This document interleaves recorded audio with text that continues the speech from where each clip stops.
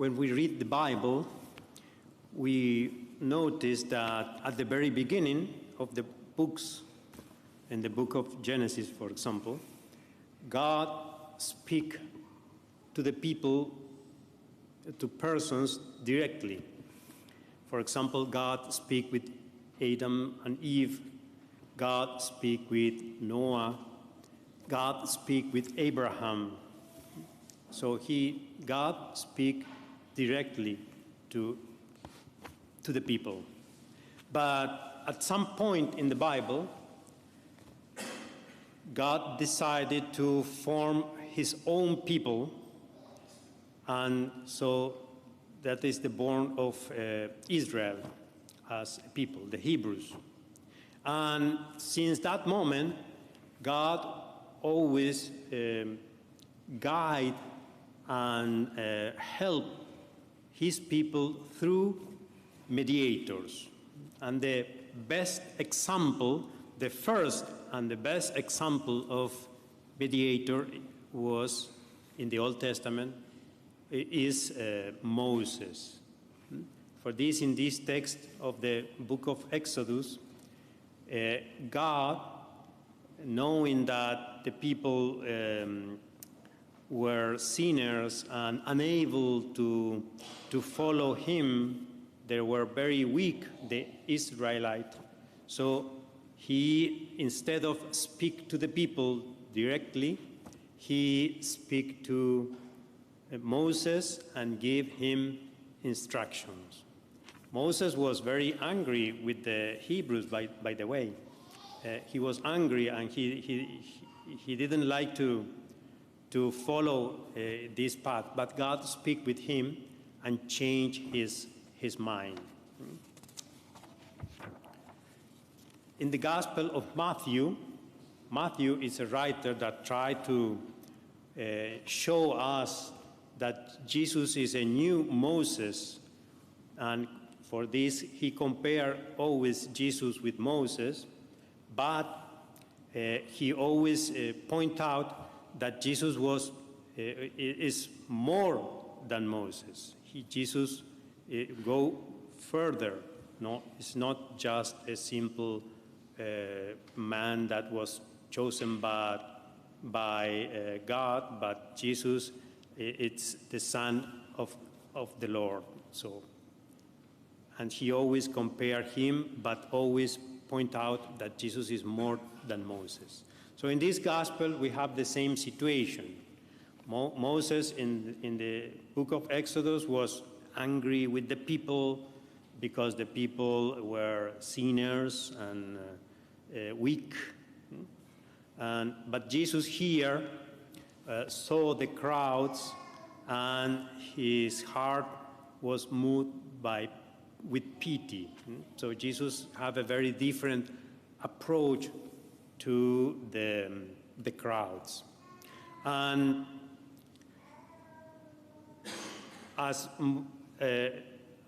for this also Jesus must form a new people. And for this, Jesus called his disciples. Again, if you compare with Moses, you can see that God called Moses to take care of the people.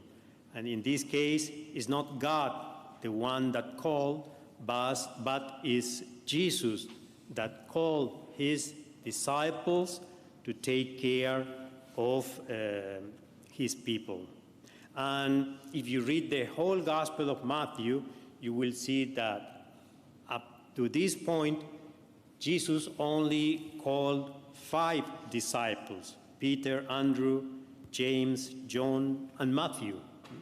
But suddenly, here, the Gospel said that Jesus called 12 disciples, and for the first time appear in this Gospel these names of the other disciples. Of course, the number 12 have a symbolic meaning. Means the 12 sons of Jacob, and of course the 12 tribes of Israel. So that means with the number Jesus is, the symbolism say that Jesus is forming, creating a new people of God.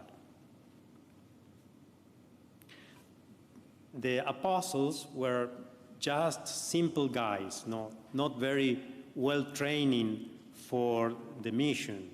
If you see the apostle, we know that 4 of them were fishermen, and Matthew, a tax collector. That means a job that was very bad for the Hebrews. People hate the tax collectors.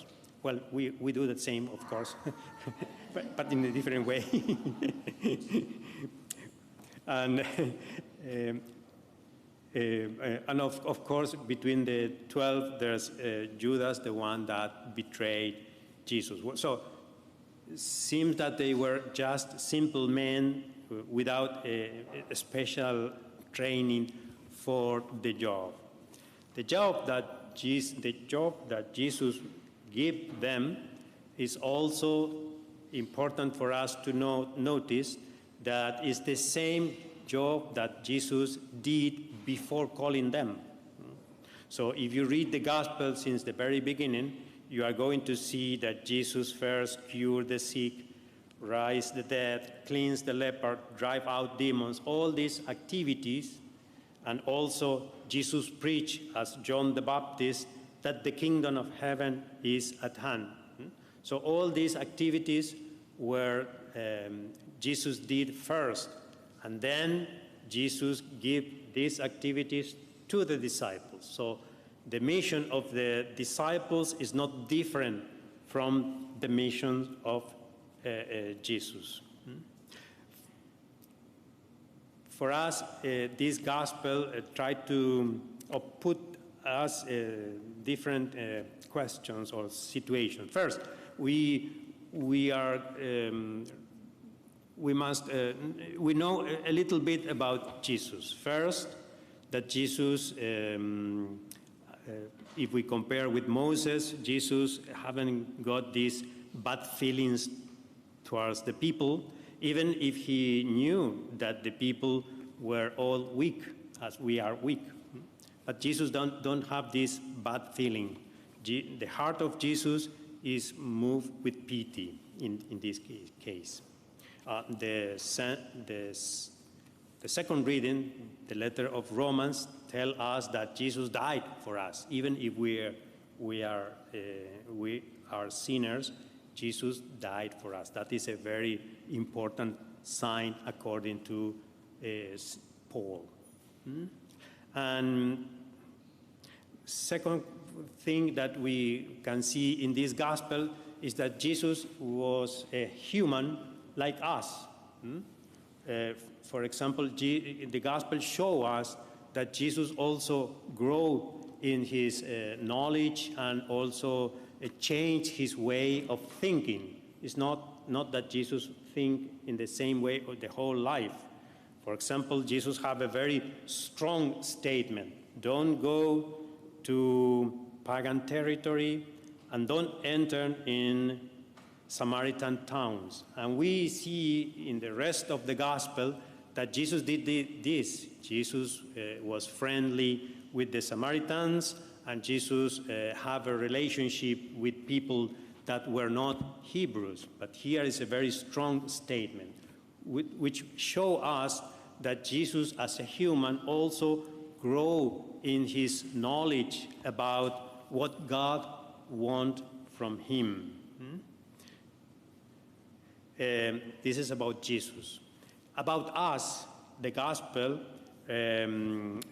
make us realize that we are here not because we just are the best guys in the neighborhood, but we are all here because Jesus called us. And Jesus called us and know us by our name. That means in the Bible means that Jesus know us personally. When you know the name, you know the person. So Jesus know us personally and give us a mission. So for us, it's important to think if we are trying to fulfill the mission that Jesus gave us.